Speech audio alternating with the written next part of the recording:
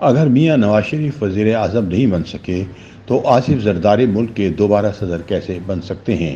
اب صورتحال یہ بن گئی ہے کہ ملک کے تین بڑے سیاستدان عملی طور پر اقتدار کے کھیل سے مائنس ہو گئے ہیں۔ بانی تحریک انصاف مائنس ہو گئے ہیں، میاں نواز شریف مائنس ہو گئے ہیں اور اب آصف زرداری کے مائنس ہونے کی باری آ گئی ہے۔ ان خیالات کا اظہار سینئر سیاسی تجزیہ نگار مزمل سہروردی نے اپنے ایک کالم میں کیا ہے۔ وہ لکھتے ہیں کہ اگر آج الیکشن کے بعد پیپلز پارٹی کو میاں نواز شریف کے وزیر اعظم بننے پر اعتراض ہے تو کل کو پاکستان مسلم لیگ نون کو آصف زرداری کے صدر بننے پر اعتراض کیوں نہیں ہوگا؟ یہی سیاست ہے جہاں سب مناسب وقت پر جواب دیتے ہیں۔ آج خورشید شاہ کے ان بیانات کا، جس میں انہوں نے میاں نواز شریف کو قبول نہ کرنے کا اعلان کیا تھا، وقت پر نون لیگ کی جانب سے مناسب جواب دیا جائے گا۔ جب میاں نواز شریف کو نااہل قرار دیا جا رہا تھا تو کہا گیا تھا کہ لڑتے لڑتے ہو جائے گی گم، ایک کی چونچ ایک کی دم۔ آج بانی تحریک انصاف بھی اسی طرح مائنس ہیں جیسے انہوں نے میاں نواز شریف کو مائنس کرنے کی کوشش کی تھی۔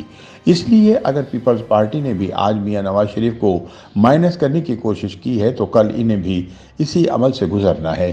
یہی قانون قدرت ہے۔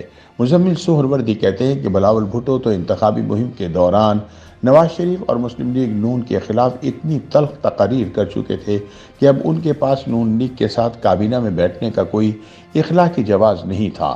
کل تک نون لیگ کو نااہل کہنے والے بلاول آج کس منہ سے انہی کی کابینہ میں بیٹھ جاتے؟ اتنی گرم الیکشن مہم کے بعد بلاول شہباز شریف کی کابینہ میں بیٹھ کر خود کو سیاسی طور پر زیرو کر لیتے۔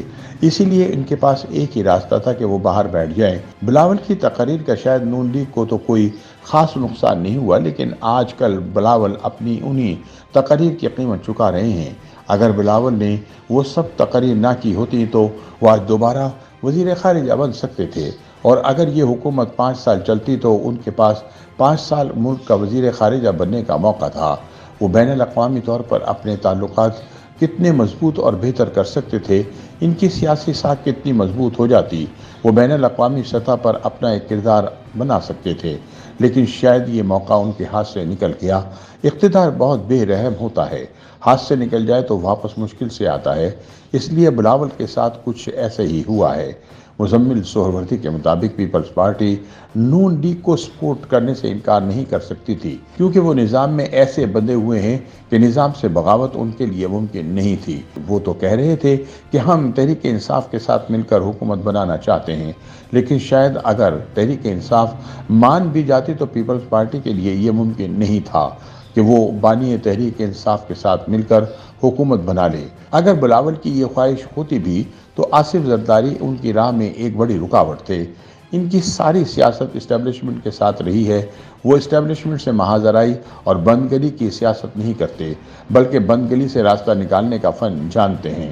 پیپلز پارٹی کو علم تھا کہ تحریک انصاف ان کے ساتھ نہیں آئے گی۔ اگر یہ بلاول کی خواہش تھی بھی تو تجربہ کار زرداری جانتے تھے کہ یہ ممکن نہیں، اور اگر فرض کریں تحریک انصاف مان بھی جاتی تو زرداری اس کو کسی نہ کسی طرح روک لیتے۔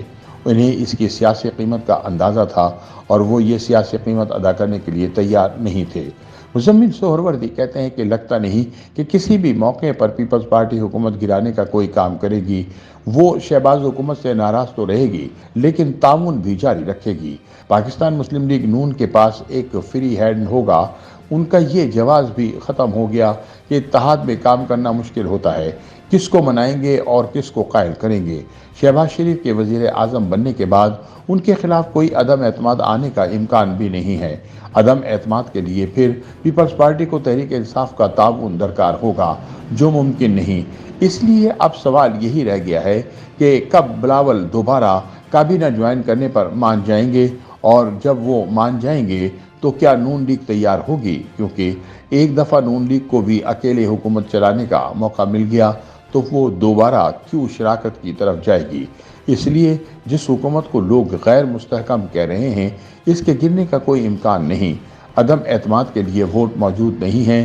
جو وزیر اعظم بن گیا وہ بن گیا، بعد میں اسے عہدے سے اتارنے کی طاقت کسی کے پاس بھی نہیں ہوگی۔